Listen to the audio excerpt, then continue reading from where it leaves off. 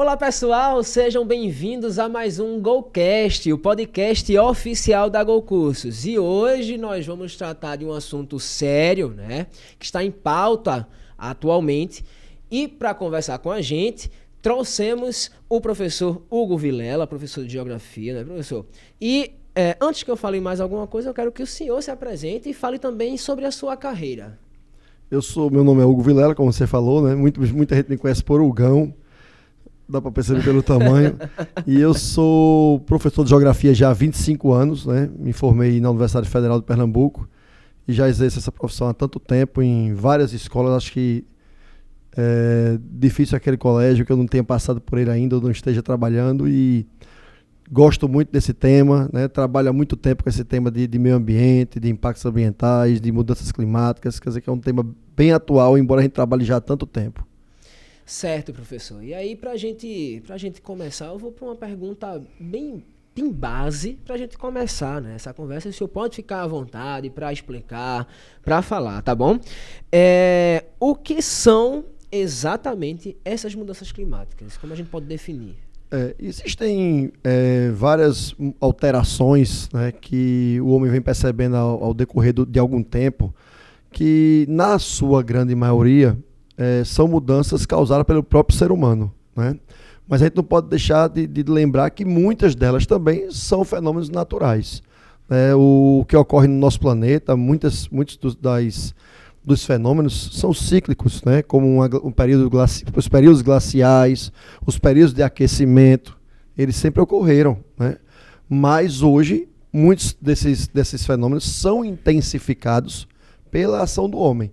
E a gente ouve falar muito aí, por exemplo, do aquecimento global, do efeito estufa, da inversão térmica, das ilhas de calor. Quer dizer, esses aí que eu citei agora, na sua grande maioria, são intensificados pela ação do homem. Mas muitos, que às vezes as pessoas confundem muito, são de aspectos de características naturais. Então, existem diversos fatores, né, que podem contribuir com essas mudanças. Você pode esmiuçar um pouquinho para a gente? Isso, pronto. Veja, nós temos na climatologia uma diferença entre elementos climáticos e fatores climáticos, né? Os elementos climáticos, nós temos a temperatura, a pressão atmosférica, a umidade, a densidade do ar, os ventos, as precipitações, as massas de ar. Esses são elementos, né, que geralmente determinam as condições climáticas de uma região. Mas temos os fatores climáticos, como a latitude, a altitude, o albedo, a continentalidade, a maritimidade, que pode alterar essas condições. Mas dentre todos esses fatores, nós temos aqueles que causam os impactos ambientais, que muitas vezes são exatamente com a interação com o homem. Por exemplo, está se falando muito agora da questão das chuvas, né, da pluviosidade tão alta que ocorreu agora no Rio Grande do Sul, não é?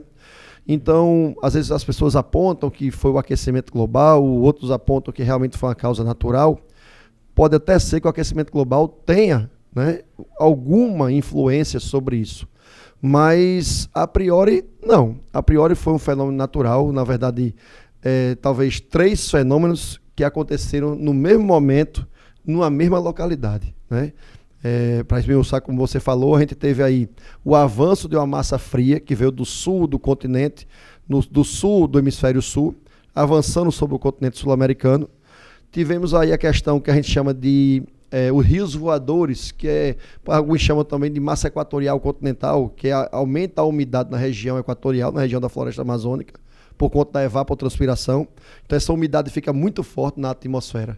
Aí já tem 2 fenômenos, uma frente fria avançando e esses rios voadores. E aí, o que aconteceu? A gente chama de como se fosse uma parede estacional, que impedisse que tanto esses rios voadores como a massa fria pudessem sair de lá. Os dois esbarraram e ficaram presos num lugar só. Então, 3 fenômenos ao mesmo momento. Aí despencou aquela pluviosidade, aquela chuva, aquela precipitação muito forte, que já ocorreu em outros períodos, né, de década de 70, 60, chuvas com essa mesma intensidade. A questão é que a área de atuação dessa vez foi muito ampla, atingindo praticamente 100% do estado do Rio Grande do Sul. Aí chama a atenção, né? Chama a atenção das pessoas, chama a atenção da comunidade, da mídia, da comunidade climática, que realmente foi uma grande catástrofe para a região. Mas tinha como se prevenirem com relação a isso? Não. O fenômeno não tem o que fazer, né? O fenômeno ele vai acontecer, não tem como prevenir. O que o homem pode fazer é se defender, se organizar para que as consequências desse fenômeno possam ser minimizadas. Isso sim pode acontecer.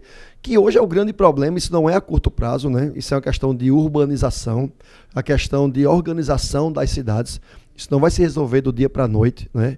O homem ele ocupa as margens do rio, sabe que não pode ocupar porque o rio, ele há milhares de anos, ele tem o seu percurso, ele tem seu caminho.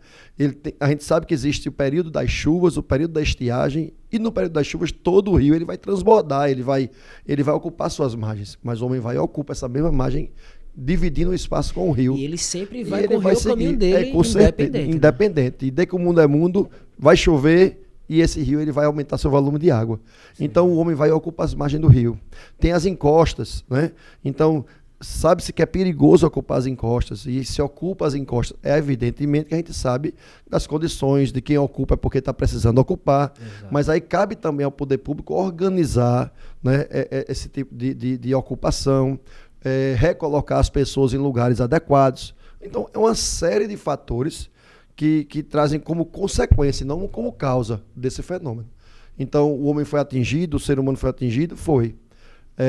O fenômeno era natural, tinha como resolver isso? Não, mas tinha como resolver as consequências, minimizar essas consequências se a gente tivesse uma adequação das questões urbanas no Brasil, que praticamente pouquíssimas cidades devem ter essa adequação. E esses fenômenos naturais, eles atingem o mundo todo, né? Então... Isso, nós temos, por exemplo, se fala muito do El Niño, Laninha, né? Que é um fenômeno que ele tem sua origem na América do Sul, na costa da América do Sul, no Oceano Pacífico, e veja, ocorre ali no litoral chileno, peruano, mas ele atinge praticamente todo o planeta, né? Existem consequências do El Niño na Austrália, consequência do El Niño lá no Pacífico Norte, consequência do El Niño aqui no Atlântico, inclusive essa pluviosidade que está se intensificando, ainda é o resquíciozinho, o El Niño está aí, ainda do finalzinho dele, e aumentando a evaporação aqui no nosso litoral, né? E aí essa evaporação vai trazer o aumento da umidade na atmosfera. Por que a gente está vendo agora, eu estava vendo algumas reportagens essa semana, a quantidade, a intensificação dos raios que estão ocorrendo aqui no estado de Pernambuco, né? Muitos raios, relâmpagos. E por que isso? Porque a umidade está aumentando, né? Aí nós temos uma temperatura também aumentando, e aí você tem uma intensificação de vários fenômenos. O El Niño tem a ver com isso também, né? Aproveitando, por exemplo, a seca. Quando a gente fala muito desses fenômenos climáticos, dessas catástrofes, muito se fala só da umidade, das chuvas, né, das precipitações, e às vezes também lembrando que a seca também é uma grande catástrofe natural, né? E muita dessa seca é natural, o semiárido brasileiro, o semiárido nordestino, é naturalmente seco, né? É uma região, como a gente já diz, de semiaridez. Agora já está se descobrindo no Brasil uma região ali no norte da Bahia, no centro-norte da Bahia, que talvez seja a primeira área de clima árido do país. A gente nunca teve um clima árido, traduz-se assim, deserto. Sim. A gente não tinha. A gente tinha semiárido, semideserto. E agora essa região já está se tornando um deserto. Aí é um processo humano, a desertificação, a ação do homem fez isso.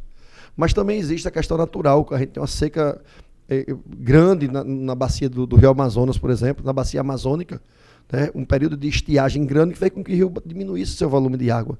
Então, existem essas duas questões, né? Então, a seca também é uma grande catástrofe. Algumas regiões naturalmente acontece, outras regiões que não acontecia há muito tempo, está acontecendo. Aí sim pode ter uma ação do homem envolvido nisso. São sempre vários fatores envolvidos, né? O desmatamento é um fator, né? A barragem, o barramento das águas do rio, né? É um fator. E aí a gente vai sempre estar bem associado à questão econômica, né? Onde a gente se mais degrada, onde se mais destrói, se desmata, né? São aqueles que realmente têm uma região mais industrializada, mais desenvolvida, mais rica. Mas quem é que mais sofre? É aquele que não tem isso. Porque uma questão climática, ela não é estacionária, né? Se você desmata lá na região amazônica, por exemplo, A consequência desse desmatamento não é só na região amazônica, se avança até aqui. Quando um país ele tem uma forte industrialização e tem uma grande emissão de gases, né, não é só esse país que vai sofrer com as consequências. Né? Se tem um país industrializado demais, que libera muito CO2, clorofluorcarbonetos na atmosfera, não é só ele que vai sofrer. Quem vai sofrer, às vezes, é aquele que não tem nada a ver com a história. Aquele país, às vezes, mais pobre, onde nem tem industrialização e sofre com as consequências. Era justamente esse um dos pontos que eu ia abordar aqui nessa conversa, que era para saber o quanto essas comunidades mais vulneráveis sofrem, né, são afetadas pelos desastres, né, e pelas essas mudanças climáticas, e até que ponto o racismo ambiental, né, que vem sendo falado, né, atualmente, ele afeta a rotina dessas pessoas, né? É exatamente isso. As pessoas que estão, vamos dizer assim, às margens dessa sociedade que a gente conhece, a sociedade centralizada, essas são as que mais vão sofrer. A gente, evidentemente, que tem fenômenos climáticos que vão ocorrer em qualquer lugar. Pode acontecer num país como nos Estados Unidos, como a gente vê aí, os tufões, furacões. Pode acontecer tsunamis, né, maremotos, terremotos, abalos sísmicos lá no Japão, né, e acontecem muitos. Mas eles têm uma forma de se defender. Né? Eles conseguem se defender melhor quando tem uma catástrofe dessa. Né? Ocorre muito os furacões, os ciclones no sul dos Estados Unidos e atinge os Estados Unidos, as pessoas sofrem lá. Mas quando esse mesmo sistema atinge, por exemplo, a América Central, os países do Caribe, a destruição é bem maior. Devastador, né? É devastador, as pessoas sofrem bem mais, porque não têm acesso à forma de se defender. Né? Você vê quando acontece um terremoto no Japão, a consequência desastrosa, mas quando acontece nas Filipinas, é pior ainda. Eu lembro do terremoto que aconteceu no Haiti, né? Isso. Que ali destruiu praticamente o país todo. O país todo e as moradias, né? A forma de ocupação do Haiti, né? A pobreza que toma todo o país praticamente. Então, como se defender disso? Né? É muito difícil para a população. Vamos aqui para a nossa região. A gente tem aqui, falando aqui, por exemplo, existe uma segregação muito grande, por exemplo, na nossa cidade, né? Aqui na cidade do Recife, em várias cidades do Brasil, no Nordeste, no Centro-Oeste, no Sul, no Norte, no Sudeste, todas elas têm. Mas, por exemplo, aqui na nossa região, a gente tem a população que vive às margens dos rios, população ribeirinha, que vive, por exemplo, em áreas de palafitas, né? Sim. E a gente tem, evidentemente, que aquelas pessoas estão ali porque existe uma organização econômica para eles ali. Eles vivem da cata do caranguejo, do siri, né? Da pesca, né? Da extração do sururu e por aí vai. Eles precisam estar naquela área para sobreviver. É a necessidade. É a né? necessidade.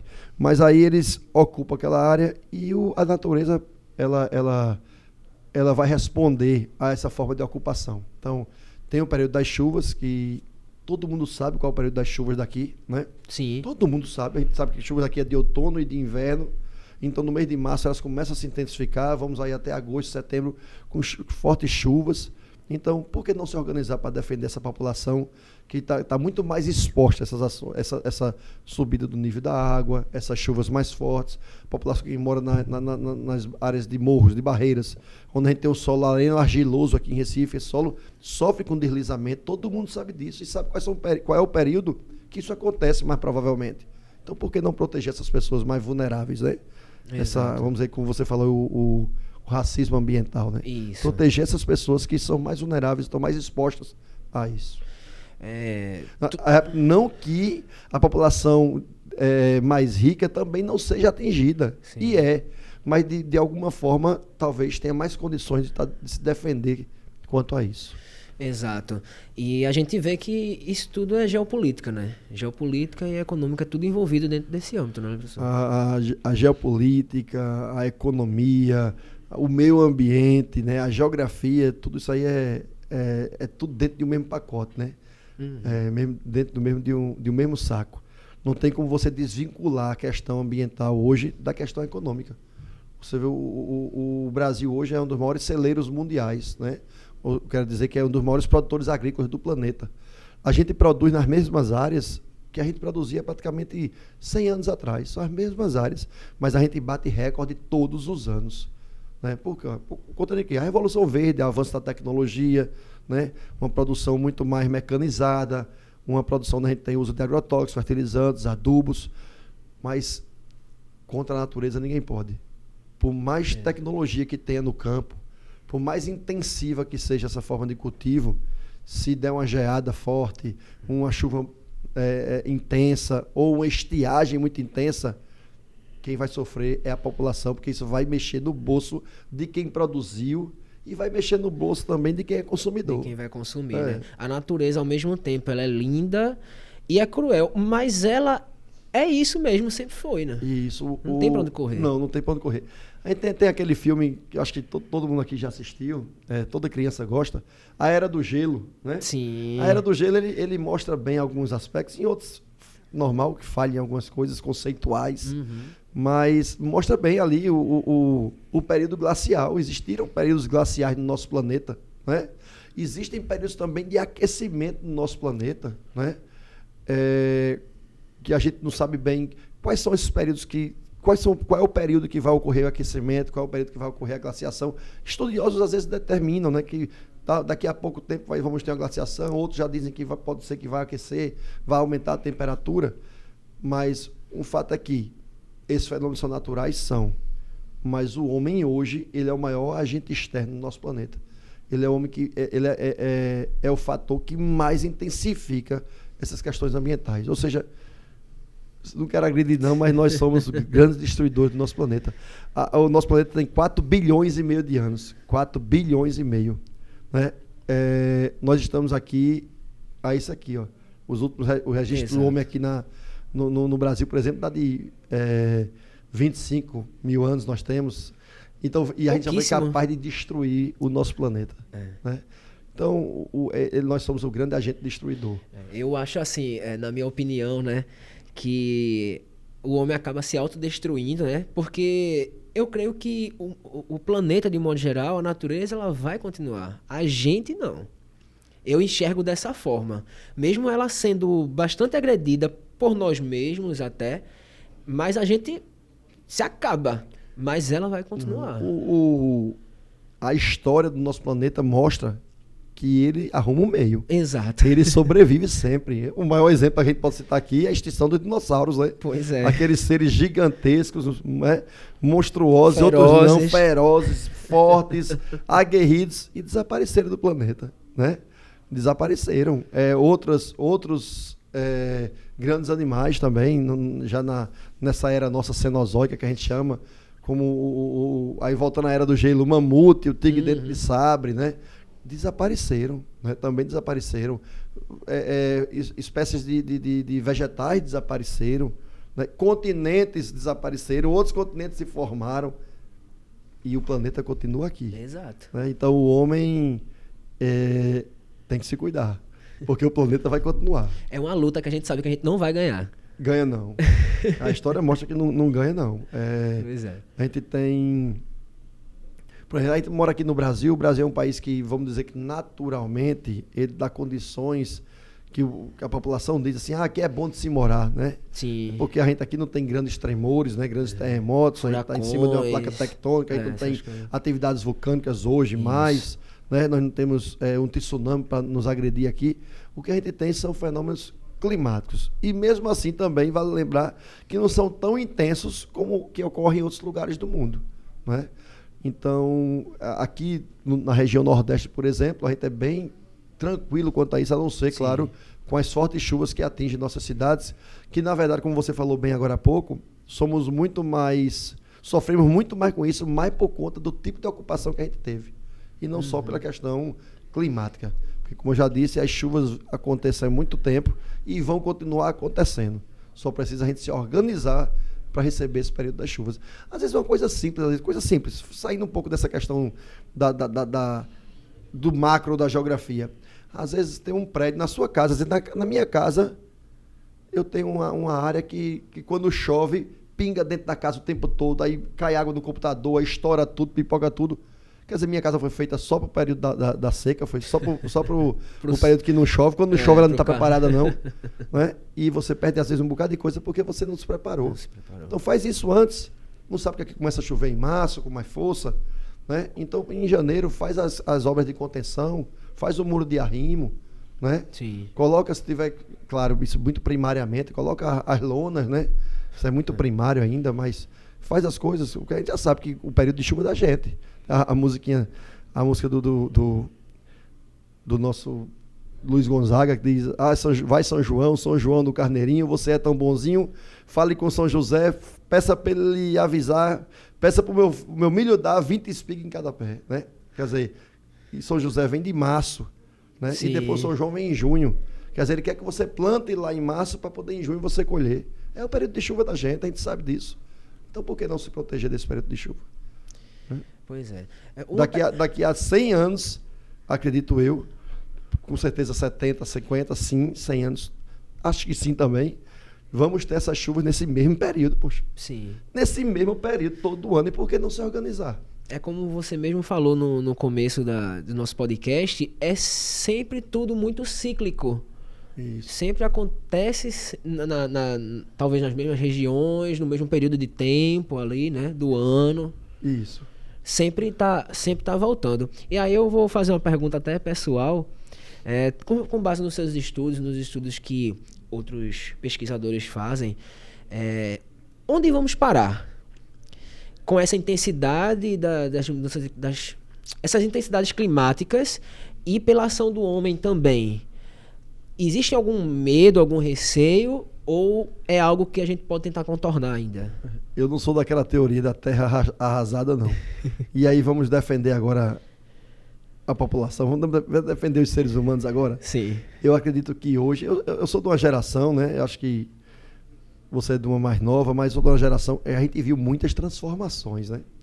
Nós vimos muitas transformações. E eu digo a você, eu não vou ser pessimista, não. Muitas para melhor. Eu sou de uma geração onde não se tinha cuidado com o meio ambiente, onde não se tinha cuidado com a fauna nem com a flora, né? Eu sou da geração que a gente ia para o circo e tinha os animais no circo, né? Uhum. Que as pessoas, qualquer lugar que tinha, tocava fogo no meio do mato, não estava preocupado com o animal, com a vegetação, né? Eu acredito que hoje as pessoas estão muito mais preocupadas do que, vamos dizer, há 20 anos atrás. Então eu acho que ainda há esperança. Eu vejo hoje leis, pronto, hoje foi aprovada uma lei ambiental lá no estado de São Paulo. Não vou exatamente citar. Hoje? Hoje foi aprovada uma lei importante lá no estado de São Paulo, uma questão ambiental. Não sei se eu posso. Eu posso pesquisar citar aqui. Nada político, não me ouvi o nome da. Sim. Aí depois a gente comenta. Mas eu vi que ela criou uma lei importantíssima lá para o estado, a questão do meio ambiente. Estou até pesquisando aqui, vou ver se eu encontro aqui pra gente. Tem um nomezinho que eles dizem. Já vem na minha cabeça aqui. Mas foi muito importante. Então, a gente tem quantas conferências internacionais nós temos, né? Como o Protocolo de Kyoto, né? Sim. E vários outros tratados e conferências no mundo todo, a Conferência de Nairobi, né? A Conferência de Paris, né? Todos eles tratando sobre o quê? Sobre mudanças climáticas, sobre cuidado com o meio ambiente, com a natureza, né? A preocupação com a diminuição de liberação de monóxido de carbono, né? De clorofluorcarbonetos. Então existe uma preocupação, sim, hoje. Eu percebo isso forte hoje. Essa preocupação ambiental, partindo tanto das pessoas, às vezes de ações simples, como até catar o cocô do cachorrinho, como partindo também da questão do Estado, dos governos, do âmbito estadual, municipal e também nacional, aí de várias nações, vários países. Eu encontrei uma notícia aqui, não sei se é essa, tá? Mas está dizendo aqui que a Secretaria da Agricultura de São Paulo celebra a lei que elimina a necessidade de licenciamento ambiental para silvicultura. Não sei se tem a ver com isso. Eu acho que não é essa, não. Não é essa, né? Não é essa. Mas não. aí depois a gente pode até encontrar aí e falar pro pessoal depois que está assistindo a gente. Enquanto isso, vamos fazer o seguinte, enquanto o senhor procura aí, eu vou falar com o pessoal que tá nos ouvindo, nos assistindo, né? Acessem gocursos.com. Exatamente. É o marketplace, né, que você tem mais de 15 mil cursos para você aproveitar. Eles têm certificados reconhecidos, tá certo? Você que tá na universidade, você pode cursar os nossos cursos livres, tá bem? E esses cursos livres, eles geram certificados para você cumprir a sua carga horária lá na faculdade, que eu sei que é um aperreio danado, né, para cumprir carga horária na faculdade. Então acesse gocursos.com. Nós temos cursos nas mais diversas áreas para você aproveitar, tá bem, pessoal? Voltando, professor, conseguiu encontrar ou não? Consegui encontrar. Conseguiu encontrar. Olha aí. É uma PL feita lá por uma deputada lá do estado de São Paulo, que ela conseguiu aprovação com uma verba, né, para minimizar as consequências climáticas no estado de São Paulo. Isso é principalmente lá no estado de São Paulo. Mas eu acho que vai abranger isso aí para outros estados do país. Quer dizer, isso é um passo. Com certeza. Existem várias atividades, né, várias ações hoje no Brasil voltada para o meio ambiente. A gente não pode ser injusto, não. Sim. Só criticar, não. Tem muita gente boa trabalhando em prol das comunidades, em prol das cidades, das pessoas. Tem sim. A gente não pode achar que só tem coisa ruim, não. Tem muita coisa boa acontecendo também. Tem muita gente preocupada com o meio ambiente também. Eu só espero que essa preocupação não tenha sido tardia. Você acha que foi tardio ou ainda podemos? Ainda tem tempo, sim. Evidentemente, podia ter se pensado nisso há muito tempo. Principalmente naquilo que você falou, que era a organização urbana, né? Ter preparado as cidades para tudo isso. Uhum. Mas, se não foi feito, ainda dá tempo, sim. A gente tem a Europa, por exemplo, né, teve alguns países, evidentemente, já se organizaram bem antes, né? Urbanisticamente falando. Outros estão se organizando ainda. E se resolve. Com vontade se resolve. O rio Tamisa era considerado o rio mais poluído do mundo e foi despoluído. O rio Tamisa na Inglaterra. Então, e existem vários outros exemplos. Né? E por que não aqui no Brasil? Por que a gente não pode despoluir o rio Capibaribe? Né? Exatamente. Por que a gente não pode tornar o rio Capibaribe acessível economicamente? Né? Fazer uma hidrovia, por exemplo, no nosso rio Capibaribe. Eu falo do rio Capibaribe como exemplo, o podcast é nacional, né? Sim. A gente pode citar aí vários rios em várias capitais do Brasil. O Rio Mundaú em Maceió, né? O Rio Sergipe em Aracaju, né? O próprio Rio Tietê em São Paulo, né? Vários rios, né? O Jaguaribe em Fortaleza. Esses rios todos poderiam ser utilizados de uma forma muito consciente e positiva para a população, do ponto de vista de irrigação para a agricultura, navegação, navegabilidade, fornecimento de energia, porque nós temos um grande potencial energético no Brasil e esses fenômenos climáticos, principalmente a estiagem, atingem diretamente a questão energética brasileira. A gente já ouviu falar de apagões aqui no Brasil, não já? Sim, já passamos por alguns pois aí diminuição da vazão da água dos rios, né? Então, tudo isso pode ser feito nas grandes cidades do Brasil, no território brasileiro todo. Então, a água, ela é uma questão econômica muito forte em qualquer lugar do mundo. Ela é um fator locacional. Praticamente, toda cidade que você falar, vamos dizer assim, ou quase toda, tem um rio lá. Você vai dizer, falar uma cidade, lá tem um rio. Porque o homem sempre procurou estar próximo aos rios. O rio ele é um fator locacional. Naturalmente, né? O rio ele serve para saneamento básico. Sim. Felizmente ou infelizmente, de alguma forma, podia ser melhor gerido isso aí, né? Uhum. Os rios eles servem para o consumo da água, para irrigação, para navegação, para energia, tudo isso que a gente já falou agora. E água é vida, né? Água então, é tudo, né? Vida. Exatamente. Por isso que houve sempre essa busca, né? E aí qual é o sofrimento hoje, por exemplo, no Brasil? É na região semiárida, é a desertificação principalmente. Mas lembrando que a desertificação não é um fenômeno só do semiárido, não. Ele é muito intenso na região semiárida brasileira, no Nordeste, no sertão do Nordeste brasileiro, porque muitas vezes também muita gente confunde e acha que o Nordeste todo é seco assim, não é. Pois é. Não é. Mas a desertificação é um grande fenômeno que está ocorrendo agora, negativo demais para a gente. Como eu disse, até uma área árida está surgindo no nosso país. Aí é ação humana mesmo. Uhum. Mas também existe desertificação em outras regiões. Até na própria região sul do Brasil tem áreas que sofrem com a desertificação. A desertificação não é somente um fenômeno de regiões secas, não. Ocorre também em regiões que têm uma certa umidade também. Professor, a gente está finalizando aqui o podcast, né, esse bate-papo da gente. Queria só que o senhor se despedisse de quem está assistindo a gente, né, mandasse uma mensagem, tanto para as pessoas com relação às questões climáticas mesmo, né? tanto para quem quer seguir a carreira de professor e dentro da área de geografia. Quanto à questão da nossa casa, do nosso planeta, né, faça a sua parte, cada um faça a sua parte, nos pequenos gestos, né, para que você possa também cobrar dos gestores uns gestos maiores, mais grandiosos, que possam trazer consequências positivas para a vida de todos nós. Né? Essa é uma parte. Quanto a seguir a carreira, a gente está numa região que tem cursos muito bem falados, né? Cursos renomados dentro do Brasil. Né? Na região Nordeste nós temos universidades muito importantes, como a UFPE, a UFPB, a UFCE, a UCE, a Universidade Estadual do Ceará. Então, universidades importantes, onde a gente tem cursos de climatologia, de meteorologia, de geografia, outras ciências afins, como a geologia, cartografia. E aí, se você gosta dessa área, vá em frente, siga. Né? Tem engenharia ambiental, engenharia florestal, tem muitas ciências afins que abraçam a geografia, e a geografia também abraça essas outras ciências, e são muito importantes. Se você tem vontade, gosta, porque isso tem uma coisa que eu aprendi na vida, que parece ser uma frasezinha feita de para-choque de caminhão, mas não é não. A gente tem que fazer o que gosta.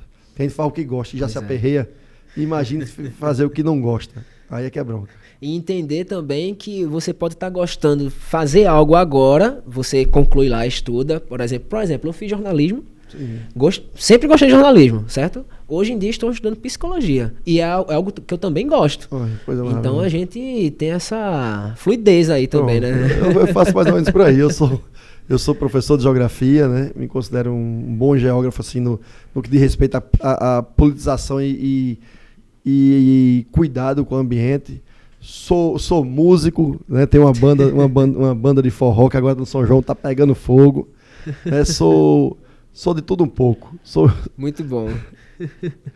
Muito bom. Então é isso, pessoal. Lembrando, tá, que também temos na nossa plataforma gocursos.com cursos relacionados à geografia. Então, se você quer seguir essa carreira, dá uma analisada lá. Também temos cursos e é só aproveitar, tá bom? É isso aí, galera. Muito obrigado pela participação, pela colaboração de vocês, de estarem aí nos assistindo, e até a próxima. Tchau, tchau. Obrigado pelo convite.